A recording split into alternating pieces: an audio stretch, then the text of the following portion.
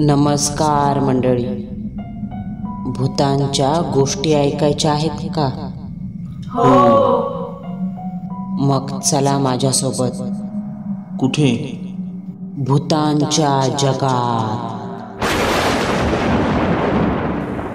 आज आपण जो सत्य अनुभव ऐकणार आहोत त्याचं नाव आहे बजरंगबलीचा साक्षात्कार.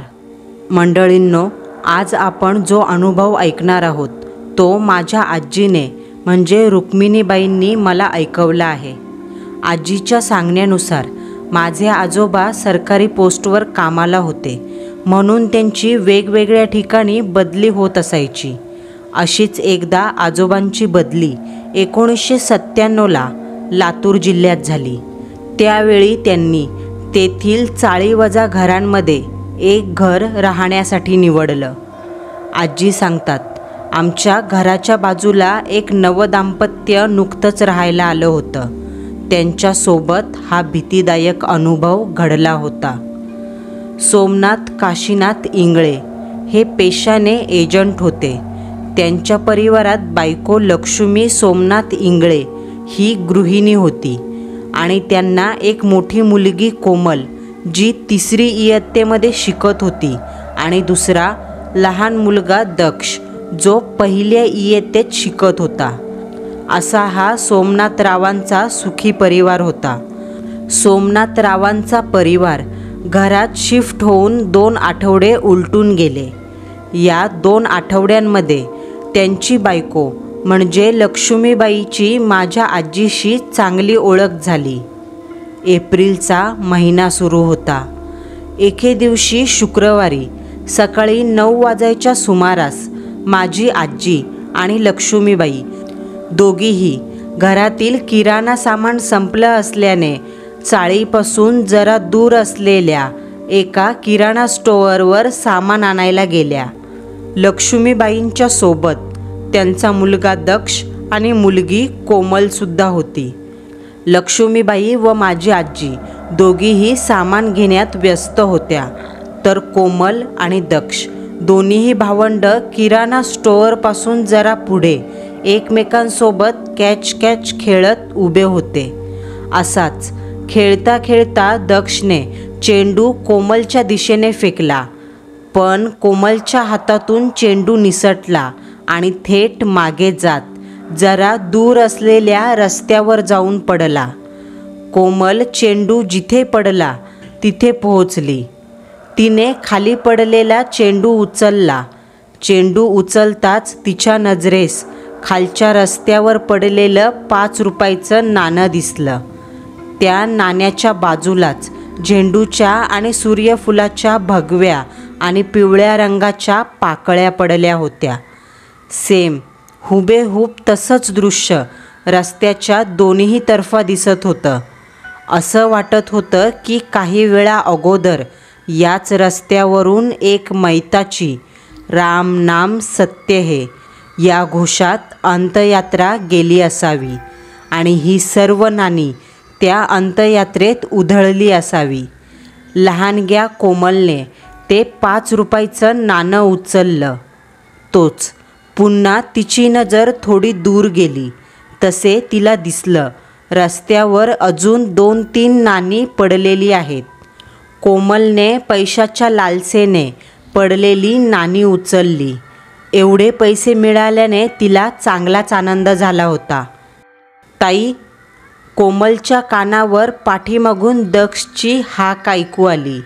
तसे तिने ते 5 रुपयाचे 2 नाणे पटकन आपल्या फ्रॉकच्या खिशात ठेवलं. पण दक्षने आपल्या बहिणीला 5 रुपये उचलताना पाहिले होते. ताई, तू खाली पडलेले पैसे उचललेस का? आईने सांगितलंय ना, खाली पडलेल्या वस्तूंना हात लावायचा नाही म्हणून. दक्षला आपल्या आईचे बोल आठवले. कोमलला त्याचं बोलणं ऐकून भीती वाटली, कारण आता हा आईला नाव सांगेल. ए छोटू, तुला खाऊ हवाय ना? कोमलने मार खाण्याच्या भीतीपोटी दक्षला आमिष दाखवलं आणि ते बिचारं पोरगं त्या आमिषाला भुलून गेलं. दक्षने जोरजोरात होकारार्थी मान हलवली. ठीक आहे, आपण दोघे नंतर कधीतरी एकटे दुकानात येऊ, मग मी तुला खाऊ घेऊन देईल हं. पण आईला काही सांगायचं नाही, चालेल? आपल्या ताईच्या बोलण्यावर दक्षने विश्वास ठेवत होकारार्थी मान हलवली. लक्ष्मीबाई व माझ्या आजीचं सामान घेऊन झालं होतं तशी ही मंडळी पुन्हा आपल्या घरी परत आली. पण लक्ष्मीबाईंना एका गोष्टीची कल्पना नव्हती की कोमलच्या एका घोडचुकीने त्या आपल्यासोबत अजून काहीतरी घेऊन निघाल्यात. त्या 5 रुपयाच्या श्रापित नाण्यामुळे इंगळे कुटुंबियांच्या घरात एक अभद्र, अघोरी अशा तामसी शक्तीला आयतं निमंत्रण मिळालं होतं.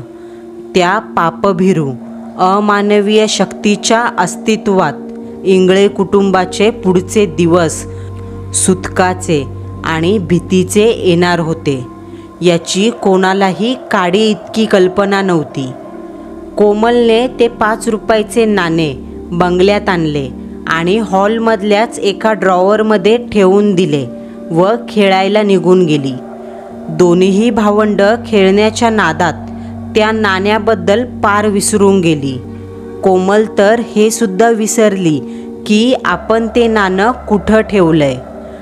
पाहता पाहता 2 दिवस उलटले. शेवटी कोमल त्या नाण्याबद्दल पारच विसरून गेली. अशात त्या दृष्टशक्तीने आपला पहिला डाव टाकला. एके दिवशी संध्याकाळी वातावरणात थोडासा बदल जाणवत होता. घो घो करत अदृश्य वाऱ्यांचे झोत चेटकिनीसारखे हसत खिदळत होते. काळ्याभोर ढगांचा एकमेकांना स्पर्श होताच एक भयंकर असा राक्षसी दैत्य चिरकावा तसा गडगडाटी आवाज होत होता. अचानक बदललेल्या या वातावरणामुळे लाईट ऑफिसने पॉवर कट केली होती, ज्याने चाळीतील सर्व घरं अंधारात बुडाली. लक्ष्मीबाईंनी घरातल्या अंधाराला दूर ठेवण्यासाठी मेणबत्त्या लावल्या. लक्ष्मीबाई मेणबत्त्या पेटवत होत्या आणि दक्ष व त्याची लाडकी ताई कोमल अंधारात आंधळी कोशिंबीर खेळत होते. मेणबत्तीच्या तांबूस प्रकाशात मुलांच्या आकृत्या, त्यांच्या हसण्या खिदळण्याचा आवाज आणि एकमेकांचं नाव घेऊन धप्पा असा केलेला आवाज लक्ष्मीबाईंच्या कानावर पडत होता.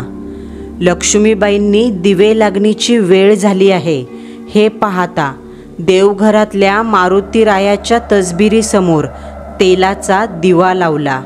2 अगरबत्त्या दिव्यावर पेटवल्या. एक मारुतीच्या तसबिरीसमोर ठेवली तर दुसरी दरवाजाजवळ लावण्यासाठी जाऊ लागल्या. तेवढ्यात अचानक त्यांच्या मधोमध भूतासारखी कोमल येऊन ठेपली. कोमल, बस झालं आता, तुमच्या दोघांचा खेळ आवरा. काळोख पडलाय ना, चला आता बंद करा पाहू, लक्ष्मीबाई म्हणाल्या. कोमलने फक्त होकारार्थी मान हलवली आणि निघून गेली. मेणबत्तीच्या तांबूस प्रकाशात लक्ष्मीबाई चालत घराच्या मेन दरवाजापाशी आल्या. तशी दरवाजात येताच उघड्या दरवाजाबाहेरून एक थंड हवेची मंद झुळूक वेगाने लक्ष्मीबाईंच्या अंगावर आदळली. त्या थंड हवेने त्यांचं मनगट ताठ झालं. अंगावर एक हलकासा काटा येऊन गेला. अवतीभोवती थंडगार गारवा जाणवू लागला. काळ्याभोर ढगांमुळे बाहेर चहूदिशेला अंधार पसरला होता. कधीतरी आकाशात वीज कडाडताच चंदेरी प्रकाशाने वातावरण उजळून जात होतं. अशीच एक वीज कडाडली आणि त्या विजेच्या प्रकाशात दरवाजात उभ्या असलेल्या लक्ष्मीबाईंना दरवाजाच्या जरा बाजूलाच दक्षच्या वयाचा मुलगा दोन्ही पायात डोकं खुपसून बसलेला दिसला. लक्ष्मीबाईंनी त्या मुलाचं वर्णन माझ्या आजीला तंतोतंत सांगितलं. त्या मुलाचं अंग, खाली एक चॉकलेटी रंगाची चड्डी सोलली तर पूर्णतः उघडबंब होतं. त्याच्या अंगावरची कातडी निळीशार होती, जणू एखादं प्रेत आठवडाभर शवपेटीत बर्फाची थंड वाफ खात असावं. अगदी तसंच. दोन्हीही राखाडी निळसर रंगाचे हात गुडघ्यावर ठेवून आणि डोकं गुडघ्यावर टेकवून. तो दक्ष होता की आणखीन कोणी? डोकं खाली वाकवल्याने त्याच्या पाठीतून मणक्याची हाडं थोडीशी वर आलेली दिसत होती. जर त्या ध्यानाने मान वर केली असती तर ती मणक्याच्या हाडांची माळ कडकड करत वाजली असती. लक्ष्मीबाईंना हे समजलं नाही का समोर आपला दक्ष नाही, काहीतरी वेगळंच अंगाचं मुटकुळं करून बसलंय. दक्ष, इथे काळोखात काय करतोयस बाळा? चल, बस झालं पाहू. चल घरात जा, तुझे बाबा येतील आत्ता आणि तुला माहिती आहे ना त्यांना ही अशी मस्ती केलेली आवडत नाही, लक्ष्मीबाई म्हणाल्या. पण समोरचा तो आकार, तो मुलगा, त्याच्या शरीराची यथाकिंचितही हालचाल झाली नाही.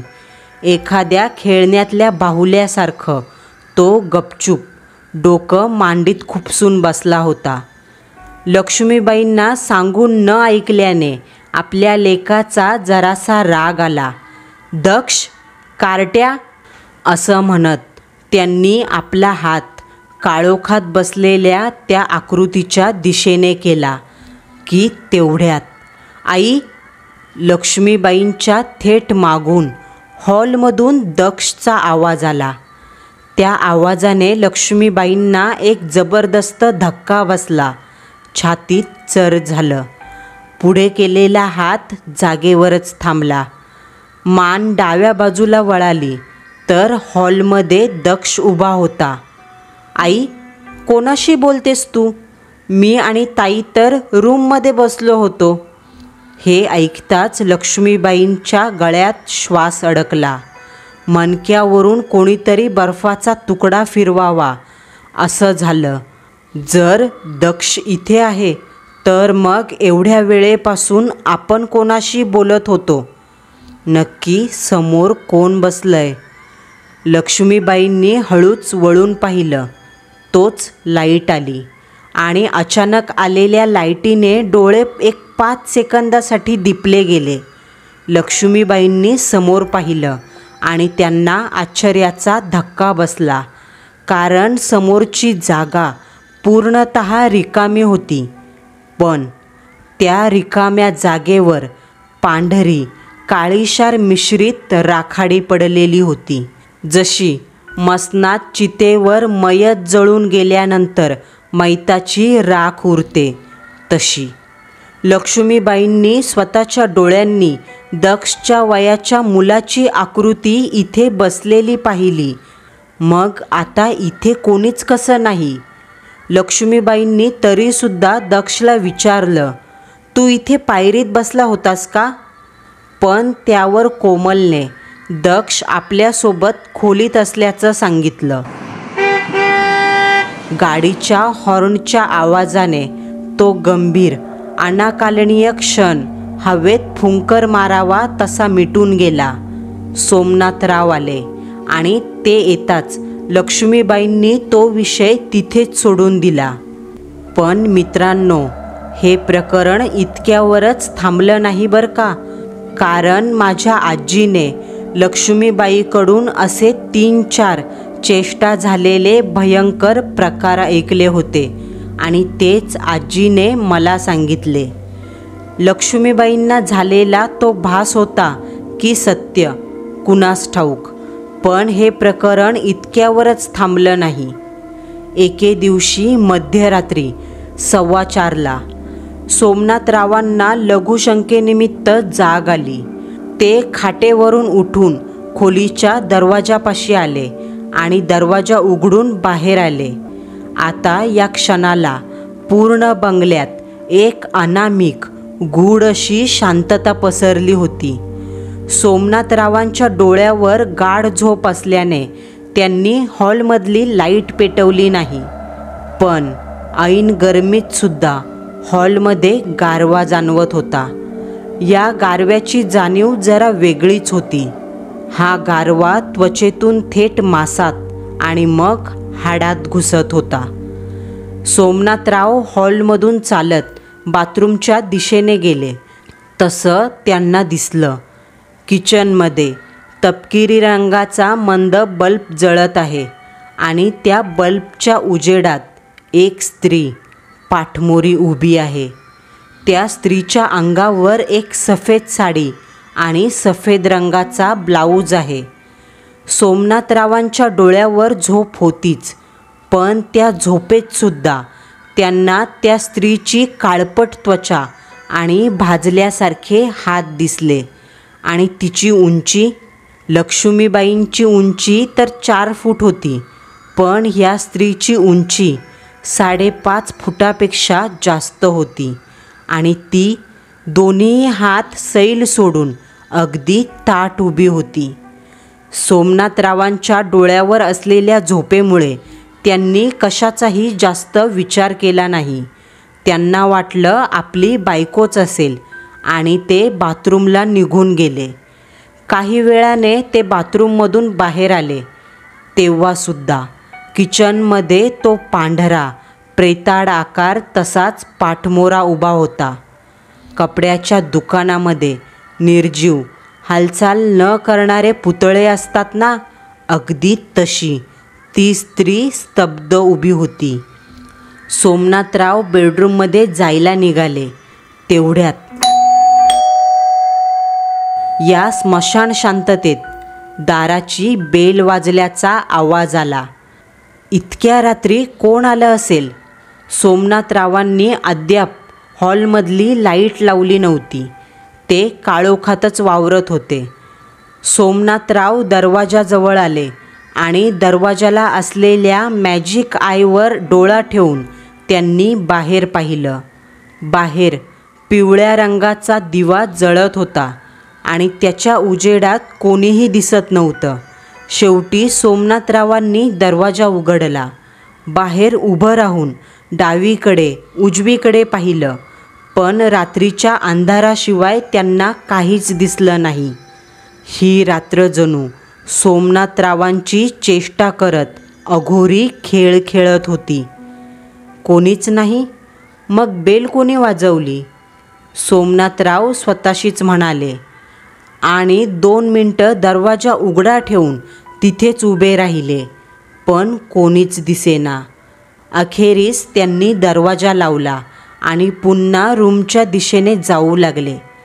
पण यावेळी चालताना त्या अंधारात आपल्या व्यतिरिक्त अजून कोणीतरी वावरत आहे असा भास त्यांच्या मनाला व्हायला लागला. एक क्षण असाही आला की सोमनाथरावांच्या मागून एक प्रेताळ देहाचा लहान मुलगा दुडूदुडू धावत डावीकडून उजवीकडे निघून गेला असावा आणि अंधारात गायब झाला असं वाटलं. सोमनाथरावांना नक्की आपल्यासोबत काय घडत आहे हेच कळायला मार्ग उरला नव्हता. तसाही त्यांचा भूताखेतावर विश्वास नव्हताच, पण अमानवीय शक्ती भित्र्याला घाबरवतात आणि जो मनुष्य त्यांच्या चेष्टेला घाबरत नाही, त्या परिस्थितीत सुद्धा धीर एकवटून ताठ असतो, त्याला या शक्ती जास्त त्रास देत नाहीत. सोमनाथरावांचं तसंच होतं. ते चालत बेडरूममध्ये आले, तेव्हा त्यांना दिसलं बेडवर लक्ष्मीबाई शांत झोपल्यात आणि त्यांच्या अंगावर तपकिरी रंगाची साडी होती. इतक्यात साडी बदलली सुद्धा?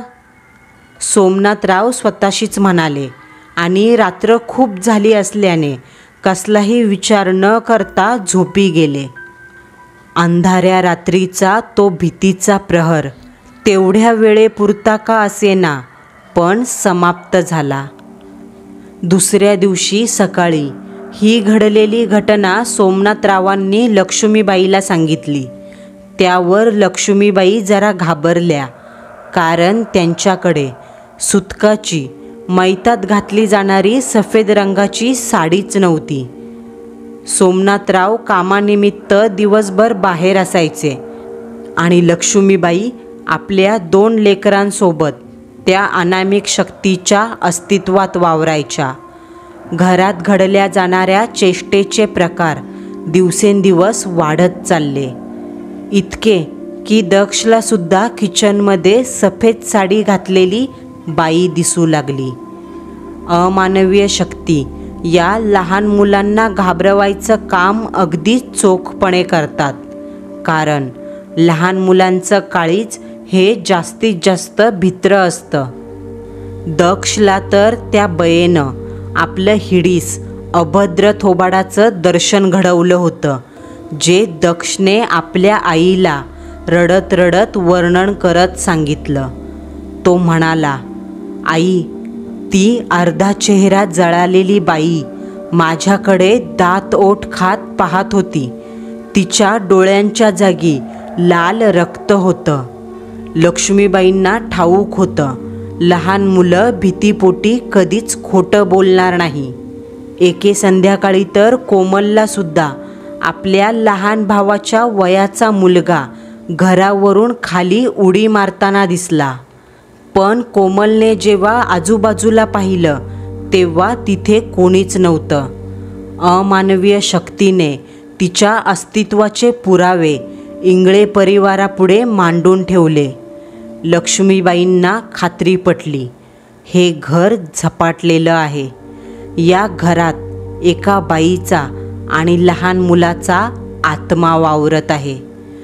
लक्ष्मीबाईंची आजूबाजूला आजीशी सोडून कोणाशी जास्त ओळख नव्हती, म्हणून त्यांनी घडणारा सगळा प्रकार माझ्या आजीच्या कानावर घातला.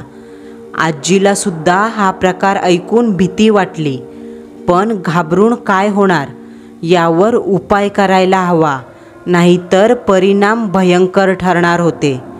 आणि या 2 सामान्य स्त्रिया काय करणार? त्यांच्याकडे नाही दैवी शक्ती आणि नाही कोणी भगत बाबा ओळखीचा. लक्ष्मीबाईंनी एक वेळ सोमनाथरावांना ही घटना सांगायची ठरवली, पण त्यांचा स्वभाव अगदी कडक, त्यामुळे लक्ष्मीबाईंनी त्यांना सांगायचं टाळलं.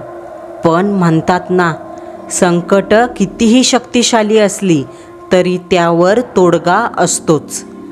त्या अमानवीय शक्तीच्या अस्तित्वाने घरात कायमच नकारात्मकता जाणवायची.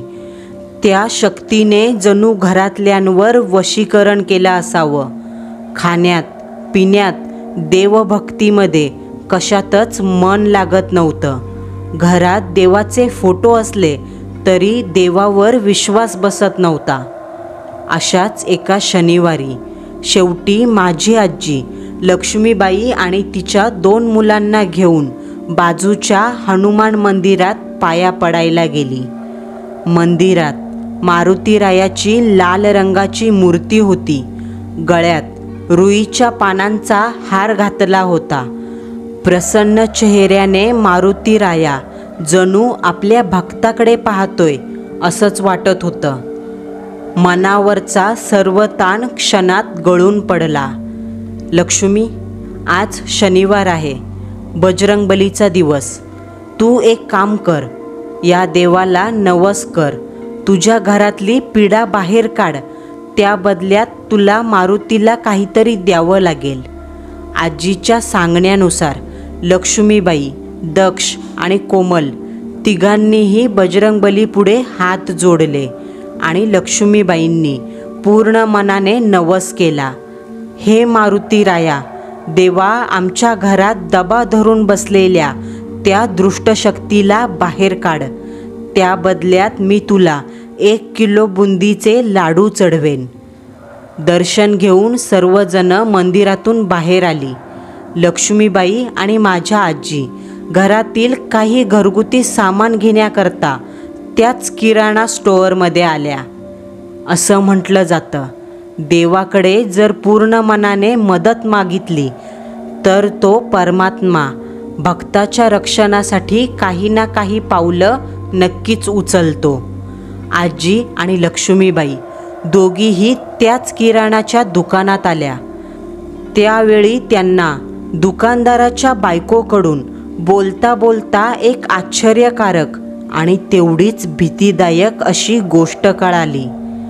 15 दिवस अगोदरच बाजूला असणाऱ्या एका इमारतीत राहणाऱ्या बाईने आपल्या 5 वर्षाच्या मुलाला विष देऊन आणि स्वतःला जाळून घेऊन आत्महत्या केली होती. आणि आत्महत्येचं कारण होतं त्या बाईचं बिघडलेलं मानसिक संतुलन. त्यातच तिचे कितीतरी पुरुषांसोबत संबंध होते. नवऱ्याला जेव्हा तिच्या लफड्यांबद्दल कळालं तेव्हा त्या दोघांचा वाद झाला आणि रागाच्या भरात नवऱ्याने "मी तुला सोडतो" असं बोलत तो घरातून बाहेर पडला. तो वापस आलाच नाही.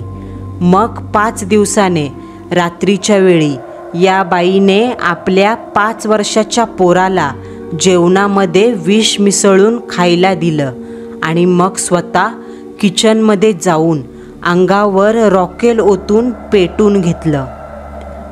15 दिवसांपूर्वीच त्यांची अंत्ययात्रा या रस्त्यावरून गेली आणि त्यावेळी त्या दोन्ही मायलेकांच्या अंत्ययात्रेवर उधळलेल्या पैशाची नाणी 3-4 जणांनी उचलली. त्या माणसांना अनेक भीतीदायक अनुभव आले आणि त्यावेळी त्या दुकानवाल्याच्या बायकोने सर्वात शेवटी हे सुद्धा सांगितलं का "मी तुमच्या मुलीला म्हणजे कोमलला अंत्ययात्रा इथून गेल्यावर 1-1.5 तासानंतर रस्त्यावरून नाणं उचलताना पाहिलंय." लक्ष्मीबाईंना हे ऐकून चांगलाच धक्का बसला आणि रागही आला. रागाच्या भरात त्यांनी कोमलच्या 2-3 कानशिलात लगावल्या.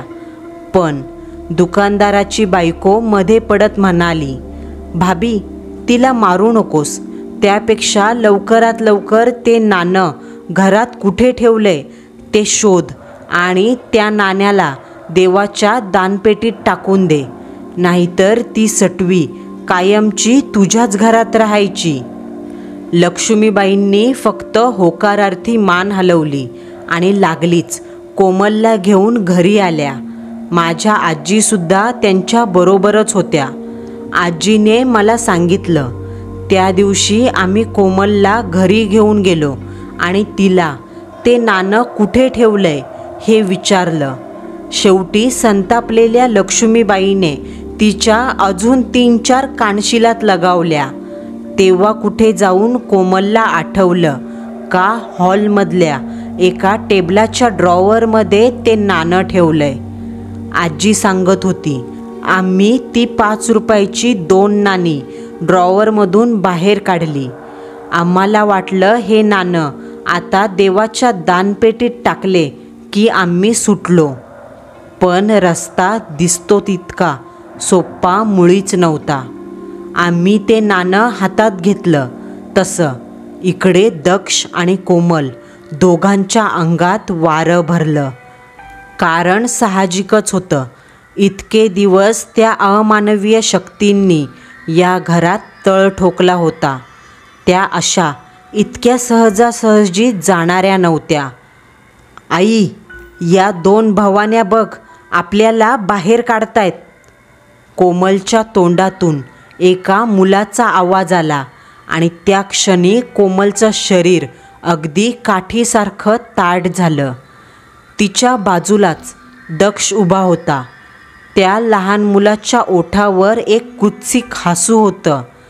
ते माझ्या आजी कधीच विसरू शकत नाही. "काय ग भवाने, आम्हाला हाकलतेस काय?"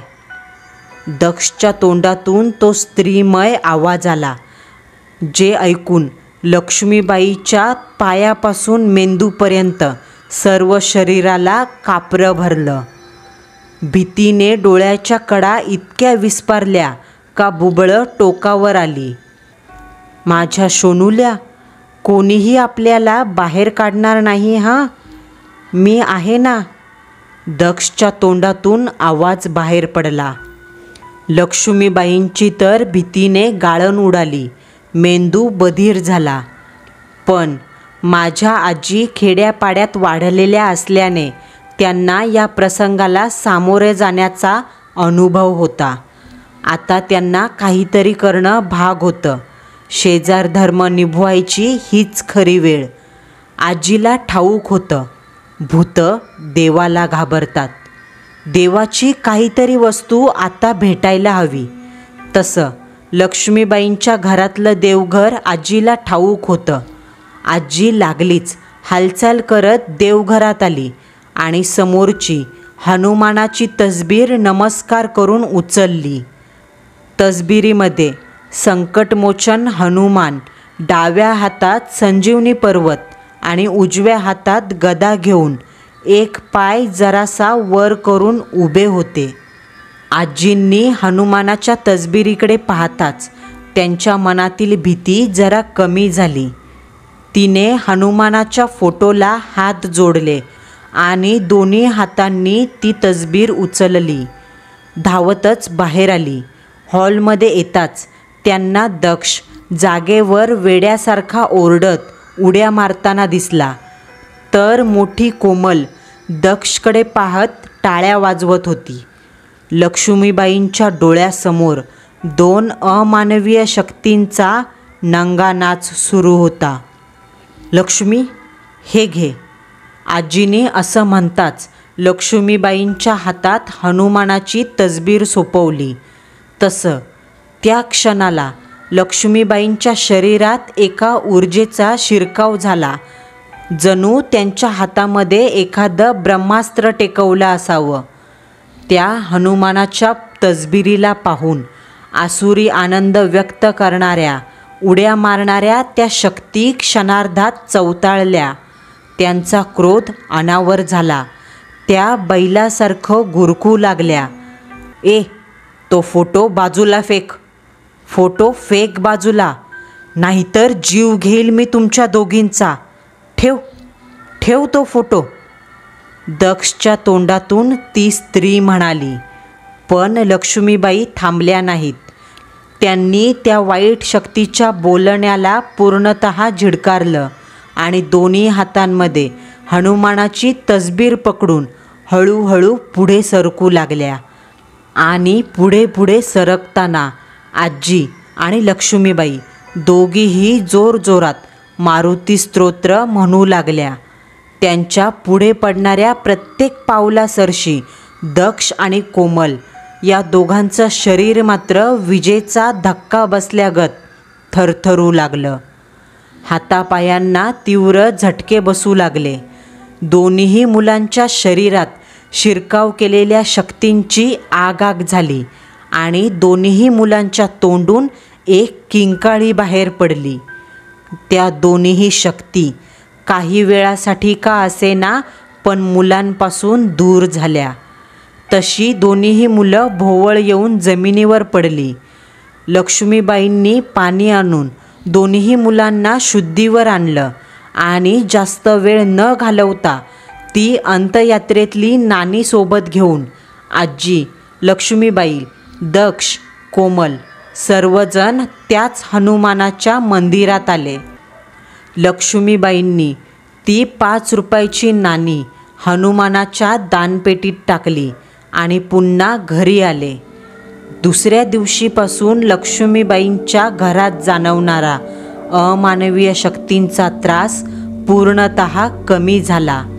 अशा तऱ्हेने लक्ष्मीबाईंच्या घरावर आलेलं एक अमानवीय संकट दैवी प्रचितीने नष्ट झालं. लक्ष्मीबाईंनी नवसानुसार 1 किलो बुंदीचे लाडू हनुमानाला चढवले. मंडळींनो, म्हणून कधीही रस्त्यात पडलेली कोणतीही वस्तू उचलू नये. काय माहीत ती श्रापित निघावी किंवा एखाद्याचा जीव त्यात अडकलेला असावा. मंडळींनो, आपला आजचा सत्य अनुभव तुम्हाला कसा वाटला हे कमेंट बॉक्समध्ये कळवायला विसरू नका. पुन्हा भेटू. नवा सत्य अनुभव, नवा थरार.